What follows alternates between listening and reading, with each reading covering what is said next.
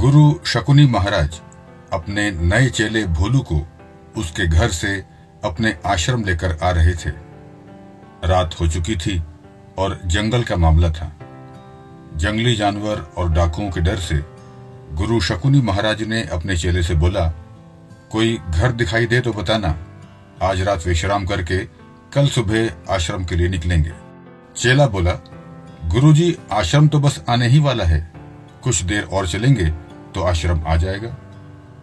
गुरु शकुनी बोले, जैसा बोलता हूं वैसा करो। बेचारा चेला करता भी क्या, गुरु की बात तो माननी ही थी। कुछ दूर चलने के बाद 3-4 घर दिखाई दिए। गुरु अपने चेले के साथ एक घर की तरफ बढ़े। चेले ने घर का दरवाजा खटखटाया। घर के मालिक ने दरवाजा खोला।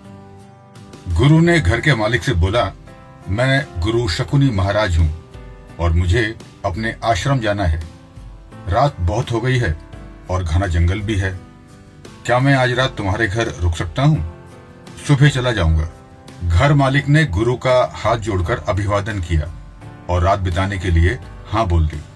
गुरु शकुनी अपने चेले के साथ घर के अंदर आ गए। गुरु ने ठीक से घर को देखा, लेकिन घर में ज्यादा कुछ था नहीं। तब गुरु शकुनी ने घर के मालिक से पूछा, तुम्हारा घर तो खाली पड़ा है, तुम क्या काम करते हो? घर मालिक बोला, वैसे तो मेरे माता पिता मेरे लिए बहुत कुछ छोड़ गए थे, पर धीरे धीरे सब खत्म हो गया। खेती की जमीन है, पर वहां कुछ समय से खेती नहीं हुई, इसलिए जमीन बंजर हो गई है। अब एक भैंस बची है, वही मेरा आखिरी सहारा है। भैंस का दूध लेने कोई आता है तो दे देता हूँ और किसी तरह मेरा गुजारा हो जाता है। घर के मालिक की बात सुनकर गुरु शकुनी सोने चले गए, लेकिन सुबह होने से पहले ही उठ गए और अपने चेले के साथ उस भैंस को देखने चले गए जो इस घर के मालिक की आखिरी उम्मीद थी। भैंस बहुत अच्छी थी।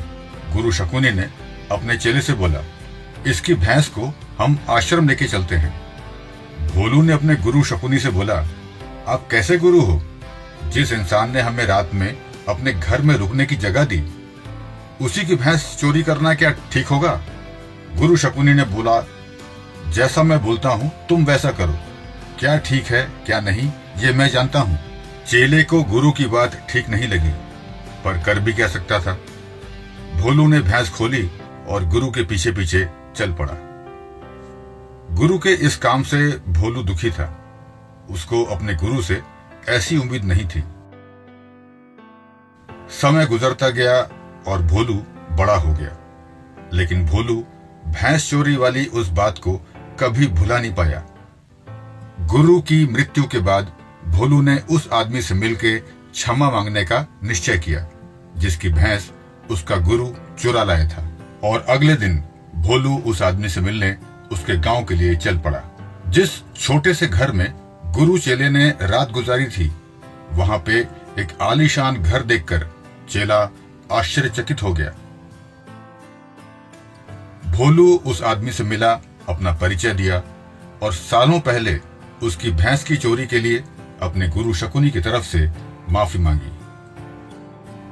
भोलू की बात सुनकर उस आदमी ने भोलू से बोला कि मुझे दुख है, आप अपने गुरु को समझ नहीं पाए। आपके गुरु ने वो भैंस चोरी के लिए नहीं चुराई, वो यहां से भैंस लेके गए। मेरे माता पिता का जो कुछ भी था वो तो सब मैंने खत्म कर दिया था। एक भैंस के सहारे कब तक जी सकता था। मेरी भैंस के ना होने पर मुझे मजबूरन खेती शुरू करना पड़ा। जब पहली बार मेरी मेहनत से खेत में अनाज हुआ, उसको देखकर मुझे और अधिक परिश्रम करने की इच्छा हुई। धीरे धीरे सारी बंजर पड़ी जमीन पे फसल लहराने लगी और देखते ही देखते मैं गांव का सबसे धनी आदमी बन गया। आज मैं जो कुछ भी हूं, आपके गुरु शकुनी जी महाराज के कारण हूं। भोला ये सब सुनकर अपने आश्रम के लिए चल पड़ा।